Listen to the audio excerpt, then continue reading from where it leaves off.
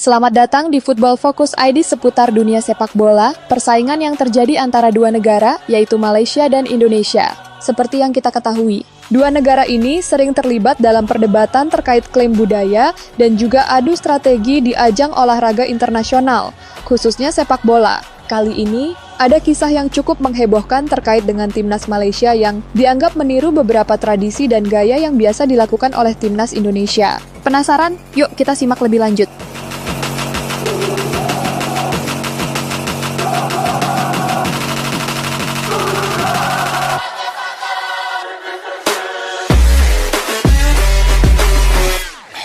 Malaysia dan klaim budaya batik hingga tradisi sepak bola.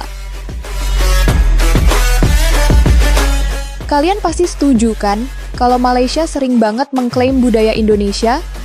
Bahkan, baru-baru ini, mereka mengaku batik sebagai budaya mereka. Ini bukan kali pertama Malaysia mengklaim budaya Indonesia.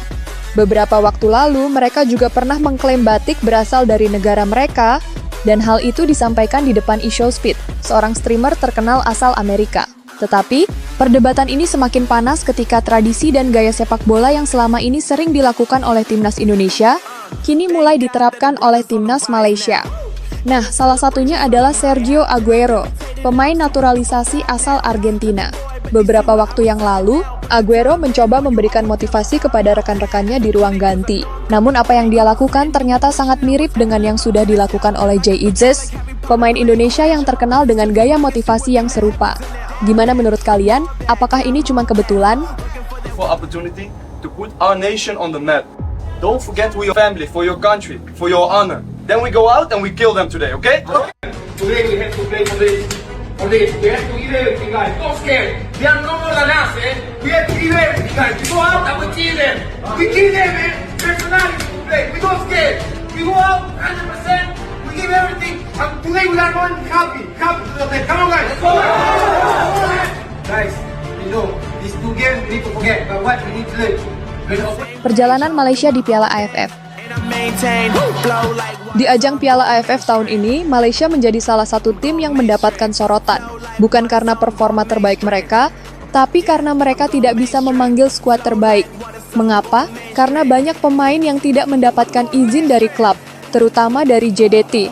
Akibatnya, performa Malaysia di Piala AFF cukup mengecewakan. Dari 3 pertandingan, mereka hanya mampu meraih 1 kemenangan, 1 hasil imbang, dan 1 kekalahan. Dengan hasil tersebut, peluang Malaysia untuk lolos ke babak semifinal masih sangat terbuka, tetapi penuh dengan tanda tanya. Mereka harus bersaing ketat dengan Singapura dan Kamboja untuk memperebutkan 1 tiket terakhir ke semifinal.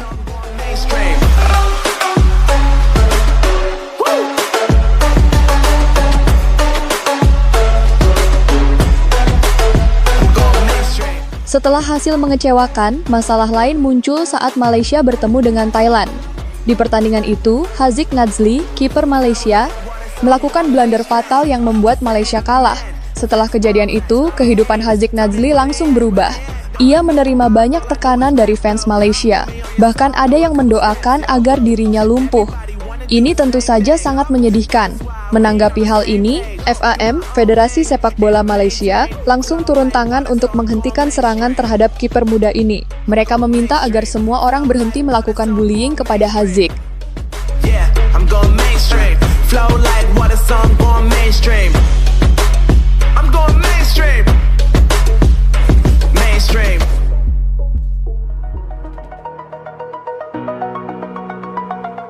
Tiruan tradisi timnas Indonesia dan lagu khusus untuk Malaysia. Masalah di lapangan tak berhenti sampai di situ. Selain masalah blunder, ada juga isu yang cukup menarik perhatian. Beberapa pemain Malaysia tampaknya meniru tradisi yang selama ini dilakukan oleh timnas Indonesia, yaitu bernyanyi bersama fans setelah pertandingan. Pada pertandingan melawan Thailand, para pemain Malaysia pun berkumpul dan menyanyikan lagu bersama para fans Harimau Malaya di tribun stadion. Namun, kabar terbaru menyebutkan bahwa FAM tidak ingin dianggap meniru Indonesia begitu saja. Mereka akhirnya mengumumkan bahwa mereka akan membuat lagu khusus untuk tim Harimau Malaya. Jadi, sepertinya mereka ingin membangun tradisi mereka sendiri, bukan hanya mengikuti apa yang dilakukan oleh timnas Indonesia.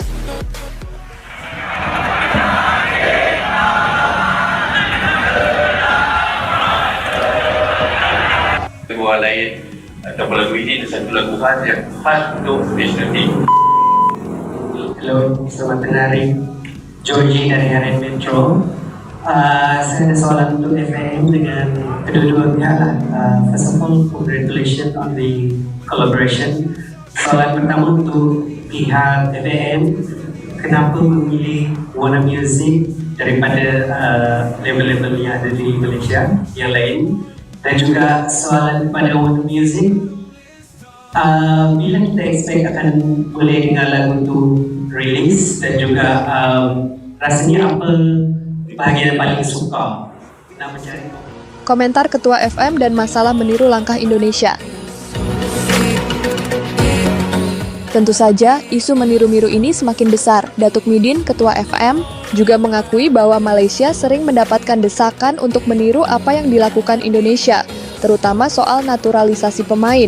Tapi, dia menegaskan bahwa tidak semua yang dilakukan Indonesia bisa diterapkan di Malaysia.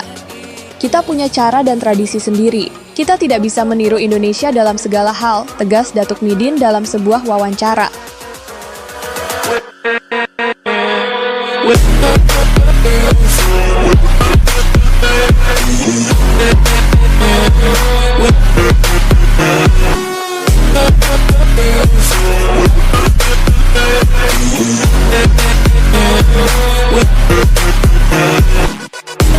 Nasib Malaysia dan Indonesia di Piala AFF sama-sama berjuang.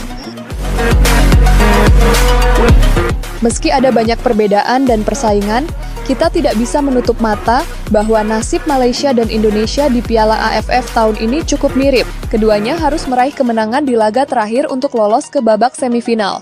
Malaysia akan menghadapi Singapura, sementara Indonesia akan bertanding melawan Filipina di Stadion Manahan Solo. Siapa yang akan keluar sebagai pemenang dan lolos ke semifinal? Kita tunggu saja hasilnya.